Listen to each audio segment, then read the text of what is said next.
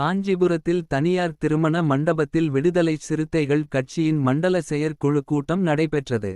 கூட்டத்துக்கு கட்சியின் காஞ்சிபுரம் சட்டப்பேரவை தொகுதியின் மாவட்ட செயலாளர் வழக்கறிஞர் லூ.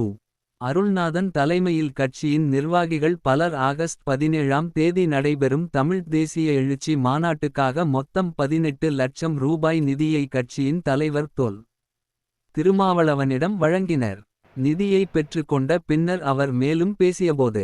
ஆண்டுதோறும் ஆகஸ்ட் 17ஆம் தேதி தமிழர் எழுச்சி நாளாக கொண்டாடி வருகிறோம். வரும் ஆகஸ்ட் 17ஆம் தேதியை தமிழ் தேசிய எழுச்சி மாநாடாக நடத்த இருக்கிறோம். இந்த மாநாடு இந்திய அரசியலின் கவனத்தை ஈர்க்கும் மாநாடாக அமையும். பல்வேறு மாநாடுகளை நாம் நடத்தியிருந்தாலும் ஒவ்வொரு மாநாடும் ஒரு வரலாறாகத்தான் நடத்திக் காட்டி இருக்கிறது விடுதலை சிறுத்தைகள் கட்சி. தமிழை நான் முழுமையாக நேசித்தாலும் பிற மொழிகளின் வளர்ச்சியை எதிர்ப்பதோ தடுப்பதோ இல்லை.